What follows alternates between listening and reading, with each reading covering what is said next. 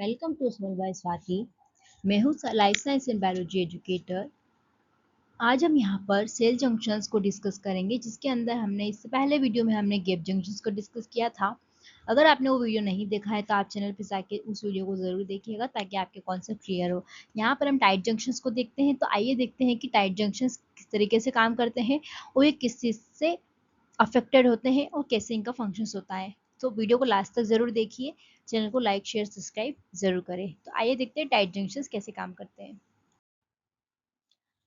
अगर हम tight junctions की बात करें तो हमने बात करी थी, जो हमने सेल जंक्शंस का फर्स्ट वीडियो चैनल पर अपलोड किया, तो आपने वो वीडियो ज़रूर देखा होगा। वहाँ पर हमने डिस्कस किया था कि जो टाइट जंक्शन से वो दो सेल को क्या करते हैं, आपस में सील करते हैं। सील करने का मतलब ये कि अब सेल के एपिकल साइड से सेल के बेसल साइड तक कोई भी मॉलिक्यूल इस सेल के बीच से पास नहीं हो सकता। तो यहाँ पे एंट्री क्या कर दी जाती है, रेस्ट्रिक्ट कर दी जाती है। एंट्री रेस्ट्रिक्ट कर दी जाती है, मतलब एंट्री रेस्ट्रिक्ट कर दी जाती है। इसका मतलब ये है कि यहाँ पर अगर हम देखें तो सिंपल सी बात है कि दो सेल के बीच में हमने बात करी थी कि एपिकल सरफेस और ये बेसल सरफेस, यहाँ पर जो है सेल अपने बेसमेंट मेम्ब्रेन से जुड़ी हुई रहती है।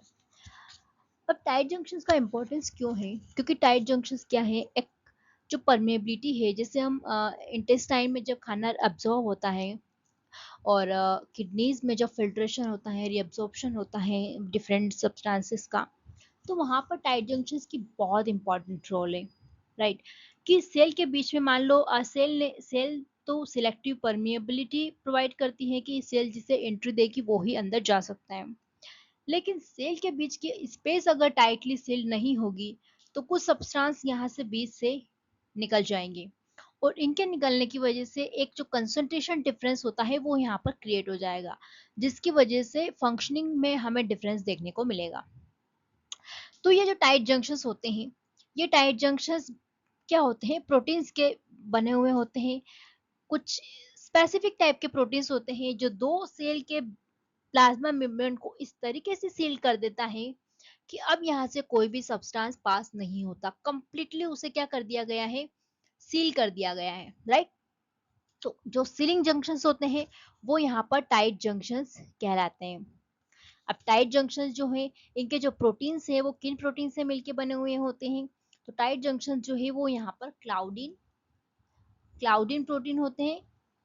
राइट, क्लाउडिन प्रोटीन होते हैं एंड ऑक्लूडिन प्रोटीन। ये दो डिफरेंट टाइप के प्रोटीन से मिलकर टाइट जंक्शन का फॉर्मेशन होता है, और दो सेल आपस में क्या हो जाती है, कंप्लीटली सील्ड हो जाती है। अब ये सेल आपस से अलग नहीं हो सकती, इनकी सीलिंग कर दी गई है। तो हम यहाँ पे देख सकते हैं कि जो क्लाउडिन है और जो ऑक्लूडिन है वो यहाँ पर टाइट जंक्शन का फॉर्मेशन कर रहे हैं। ये एक सेल की प्लाज्मा मेम्ब्रेन है और ये दूसरे सेल की प्लाज्मा मेम्ब्रेन है। अब इन दोनों प्लाज्मा मेम्ब्रेन को यहाँ पे क्या कर दिया गया है, इनकी जो बीच की स्पेस है उसे इन क्लाउडिन और ऑक्लूडिन प्रोटीन के अरेंजमेंट से कंप्लीटली सील्ड कर दिया गया है। अब यहाँ से अगर हम देखें तो यहाँ पर कोई भी अगर मॉलिक्यूल हो, यहाँ पर कोई भी मॉलिक्यूल हो, तो वो अब यहाँ पे पास नहीं हो सकता, वो अब यहाँ पर एंट्री नहीं ले सकता। तो कंप्लीटली इन स्पेस को क्या कर दिया गया है, सील कर दिया गया है। सेल के इस साइड को जो एपिकल साइड है और सेल का जो बेसल साइड है उसे कंप्लीटली सील कर दिया गया है। तो ये यहाँ पर टाइट जंक्शंस होते हैं। टाइट जंक्शन जैसे कि बहुत इंपॉर्टेंटली अगर हम देखें तो ब्रेन का जो ब्लड ब्रेन बैरियर होता है, BBB, जिसे भी हम कहते हैं ब्लड ब्रेन बैरियर, मतलब ब्रेन के आसपास एक ऐसी टाइट सीलिंग होती है जहां पर ब्रेन के आसपास जो भी ब्लड है वहां से कोई भी सब्सटेंस डायरेक्टली ब्रेन में इंटर नहीं कर सकता। बहुत हाईली रेगुलेटेड वे में ये बैरियर बनाया जाता है, और यहाँ पे ये किस चीज का बना होगा, ये टाइट जंक्शंस के फॉर्मेशन होता है। ये टाइट जंक्शन से ब्लड ब्रेन बैरियर का फॉर्मेशन यहाँ पे किया जाता है ताकि कोई भी सब्सटेंसेस, अनवांटेड सब्सटेंसेस, ड्रग हो, चाहे कोई भी ऐसा केमिकल हो, वायरस पार्टिकल्स हो, एंटीजन्स हो जो ब्रेन को डैमेज कर सकते हैं, वो यहाँ पर टाइटली सील करके उन्हें रोक दिया जाता है। तो ये काफी इंपॉर्टेंट इनका फंक्शन होता है। अब कुछ स्पेसिफिक चीजें मैं आपको यहाँ पे एग्जाम्पल में दिखाऊंगी। कि जो किडनी में रीअब्जॉर्प्शन होता है वहां पर कितना ज्यादा इंपॉर्टेंट रोल होता है टाइट जंक्शंस का, इंटेस्टाइन में कितना इंपॉर्टेंट रोल होता है, क्योंकि जो डिफरेंस क्रिएट होता है इससे प्रॉपर फंक्शनिंग हो पाती है और एक स्पेसिफिक कंसंट्रेशन जो सेल के साइड में होती है, extra cellular substance, extra cellular जो लूमेंस होती हैं, ब्लड वेसल्स, कैपिलरीज होती हैं, वहां पर होती हैं। तो इनका इम्पोर्टेंट जो है वो बहुत ही ज़्यादा है। अब अगर आप यहाँ ध्यान से देखें तो हमने ब्लड ब्रेन बैरियर की बात कही। तो ब्लड ब्रेन बैरियर में क्या होता है, कई तरह के डिफरेंट क्लाउडिन टाइप्स के प्रोटीन होते हैं जो यहाँ पे क्या कर देते हैं, कंप्लीटली जो सेल्स होती हैं उन्हें आपस में क्या कर देते हैं, कंप्लीटली सील कर देते हैं। अब सीलिंग की वजह से यहाँ पे क्या होगा, कोई भी सब्सटेंस एंटर नहीं कर पाएगा, जिसकी वजह से हमारा जो ब्रेन है वो यहाँ पर कंप्लीटली क्या रहेगा, प्रोटेक्ट रहेगा। तो जो ड्रग्स है वो नहीं जा पाएगी, अनवांटेड ड्रग्स, कई केमिकल सब्सटेंस को यहाँ पे ब्लॉक किया जाएगा, टॉक्सिन्स को ब्लॉक किया जाएगा। तो ये जो है यहाँ पर टाइट जंक्शंस का इंपॉर्टेंट क्या हो जाता है, फंक्शंस हो जाता है ब्लड ब्लड ब्रेन बैरियर में। उसके अगर हम देखें तो जो हमारे लंग्स हैं, लंग्स में जो एल्वोलाई है, राइट, लंग्स में एल्वोलाई में हमें पता है कि गैसेस एक्सचेंज होता है। तो गैसेस एक्सचेंज होता है तो वहां पर भी क्या है कि ये मान लो एल्वोलाई है हमारी, और इस एल्वोलाई के यहाँ पे जो है ब्लड कैपिलरीज जाती हैं, और ये एल्वोलाई में क्या होता है, बाहर से एयर आ रही है। अब इस एयर में कई सारे पार्टिकल्स होंगे, वायरस हो सकते हैं, बैक्टीरिया हो सकते हैं, कई सारी चीजें हो सकती है। अब यहाँ पे क्या होगा, हम चाहते हैं कि जो हमारा सेल है वो यहाँ से सिर्फ यहाँ पे क्या हो, गैसेस ही जाए, यहाँ से सिर्फ गैसेस ही डिफ्यूज हो, ना कि यहाँ से कुछ वायरसेस हो उन्हें रोका जाए, कुछ अनवांटेड सब्सटेंसेस हो उन्हें रोका जाए, राइट। तो उसके लिए जरूरी है कि हमारे पास क्या हो, इन सेल्स के बीच में क्या हो, टाइट सीलिंग हो, ताकि यहाँ पर इन जो टाइट सीलिंग की वजह से यहाँ पर कोई भी सब्सटेंस इनके बीच में से पास ना हो सके। तो यहाँ पर देखें तो लंग्स में भी काफी इंपॉर्टेंट रोल होता है टाइट जंक्शंस का। अगर हम इंटेस्टाइन में देखें तो इंटेस्टाइन में डिफरेंट इंटेस्टाइनल पार्ट में डिफरेंट चीजों का एब्जॉर्प्शन रीअब्जॉर्प्शन होता है।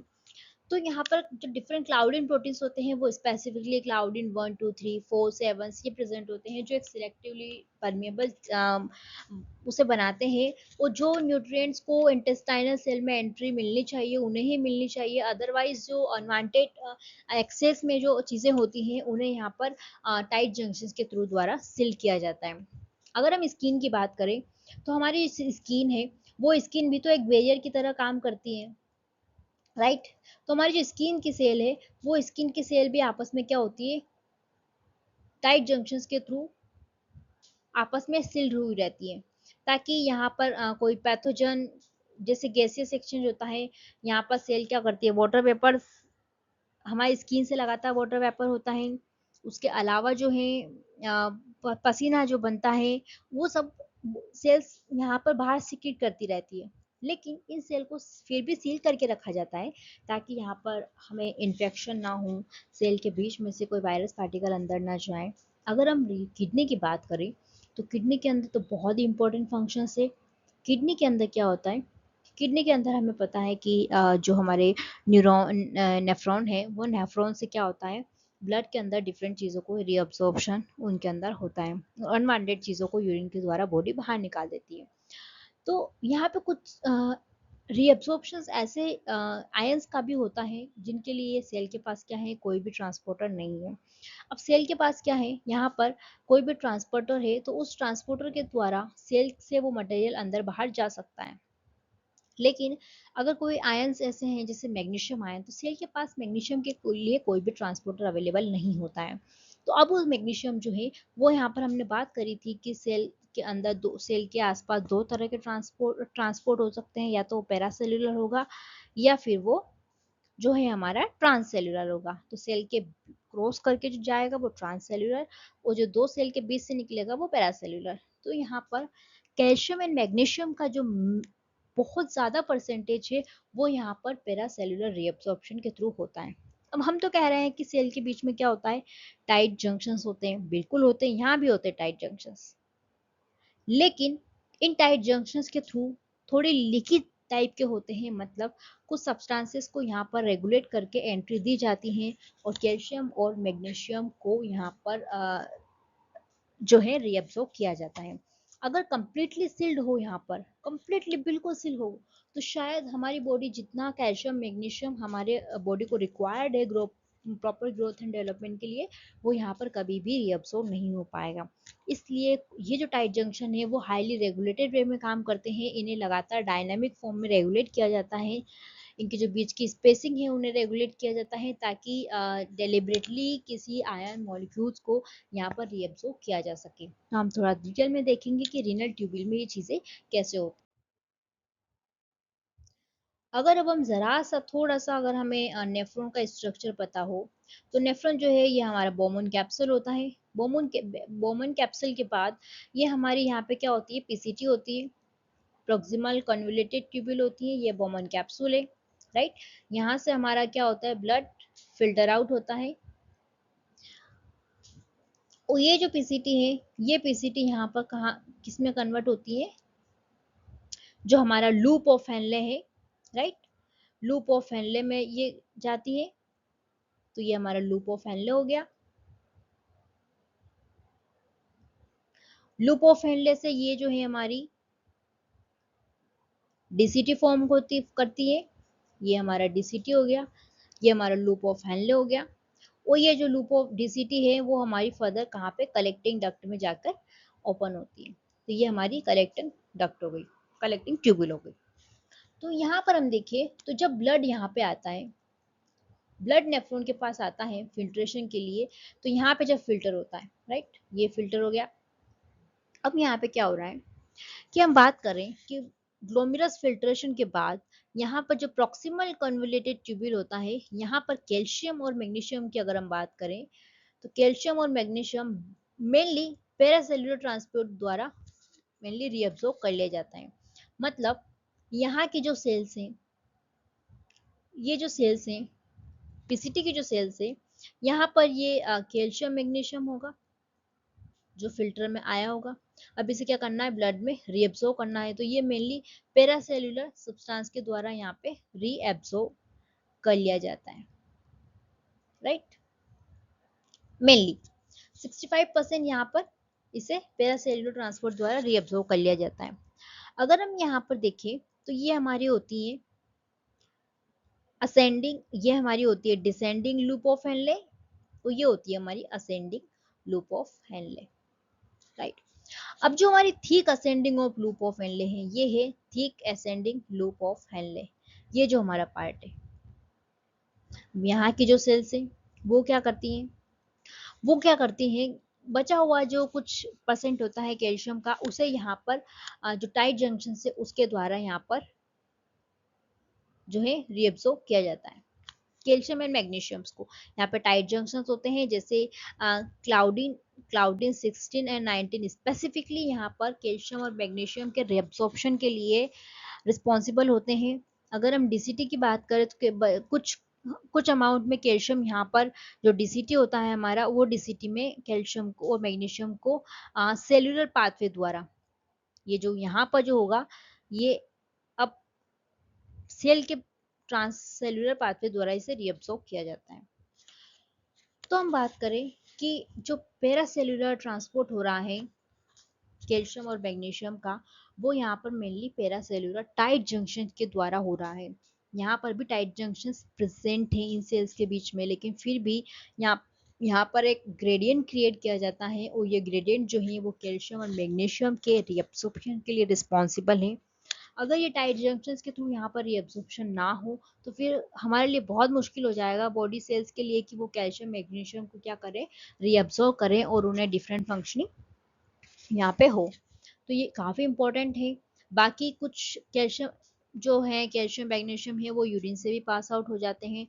और ये टाइट जंक्शंस के द्वारा मैग्नीशियम का जो एब्जॉर्प्शन है वो क्यों इम्पॉर्टेंट है, वो इसलिए कि जो मैग्नीशियम है, सेल के पास यहाँ पर किसी भी तरह का कोई ट्रांसपोर्ट प्रोटीन प्रेजेंट नहीं होता है, जिसकी वजह से जो सेल है वो मैग्नीशियम को क्या कर पाए, एब्सॉर्ब कर पाए, सेल के अंदर मैग्नीशियम जा पाए।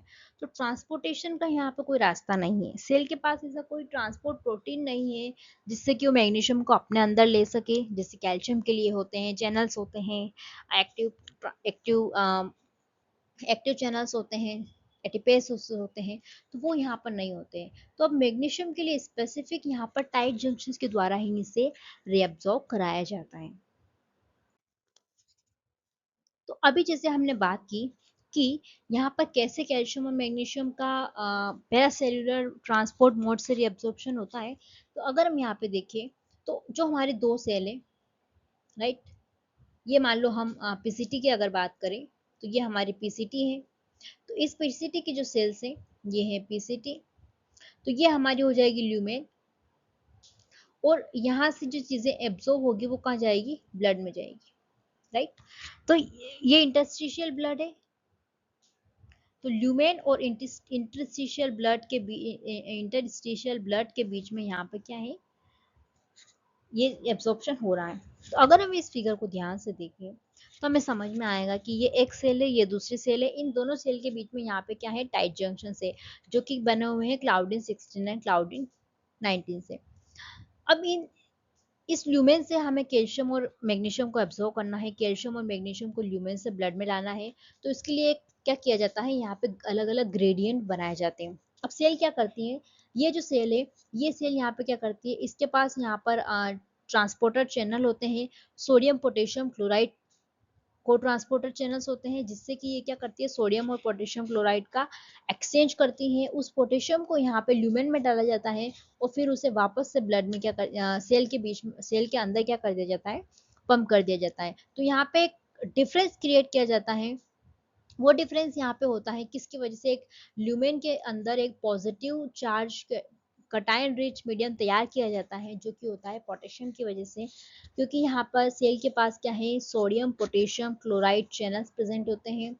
तो वो यहाँ पर लगातार इस ल्यूमेन के अंदर एक हाई पॉजिटिव चार्ज जनरेट करते हैं। और अगर ब्लड देखें तो ब्लड में क्या होता है, यहाँ पर एक 0 मिली वोल्टेज डिफरेंस जो है क्रिएट किया जाता है। अब जैसे ही वोल्टेज डिफरेंस क्रिएट किया जाता है, तो जो ल्यूमेन में प्रेजेंट जो यहाँ पर कैल्शियम और मैग्नीशियम जो होगा, राइट, यहाँ पर क्या है, हमारा ल्यूमेन में 8 मिली वोल्ट पोटेंशियल जनरेट है और ब्लड में क्या है, वो 0 मिली वोल्ट है। अब यहाँ पर एक पोटेंशियल डिफरेंस वोल्टेज जनरेट हो गया है, जिसकी वजह से ये जो आयन है वो फोर्सफुली इन सेलुलर जंक्शन, जो टाइट जंक्शन से, उससे पास होकर कहाँ आ जाएंगे, ब्लड में आ जाएंगे।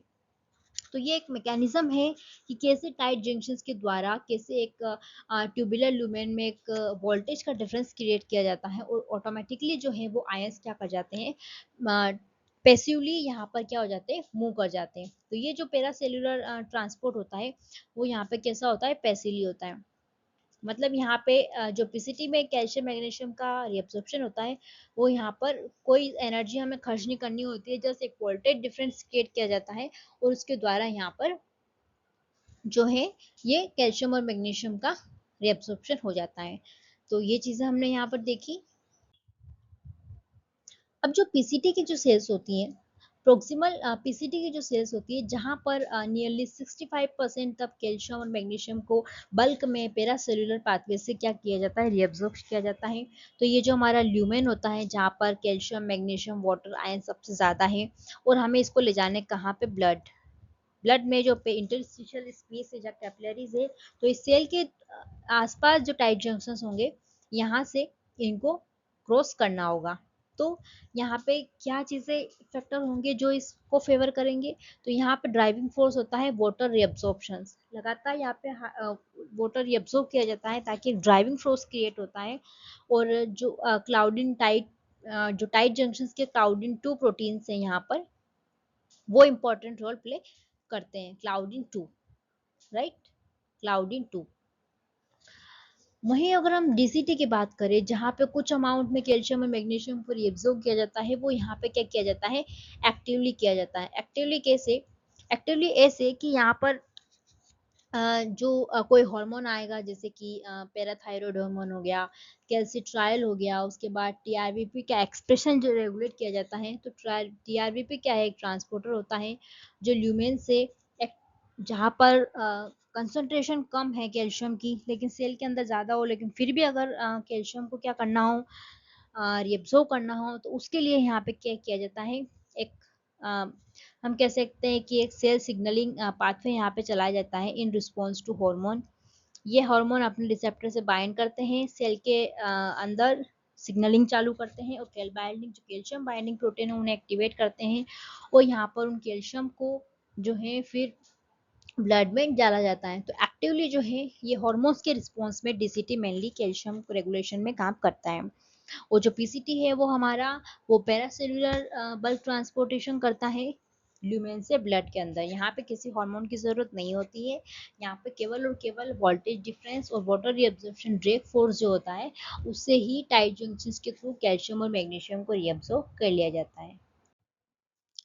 सो सिंपल सा हमने यहाँ पर टाइट जंक्शंस को समझने की कोशिश करी कि कैसे टाइट जंक्शंस जो है वो एक सील प्रोवाइड करते हैं सेल के बीच में, और एक साइड से एपिकल से बेसल साइड में लगातार जो परमेबिलिटी है उसको जो रोकने का काम करते हैं, ताकि अनवांटेड चीजें एक साइड से दूसरी साइड तक ना जाए। तो आपको ये वीडियो कैसा लगा कमेंट में ज़रूर बताएं, वीडियो को लाइक शेयर सब्सक्राइब ज़रूर करें, और चैनल को सब्सक्राइब ज़रूर कर लेना है। सोल बाय स्वाति को सब्सक्राइब हमें कर लेना है, ताकि आने वाले वीडियो का जो नोटिफिकेशन है वो आप तक पहुंच जाए।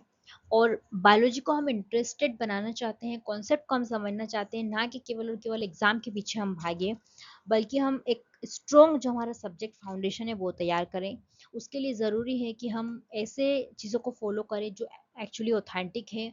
काफ़ी रेफरेंसेस सर्च करके इन चीज़ों को कंटेंट को बनाया जाता है। तो thank you for watching, subscribe soul by Swati, thank you.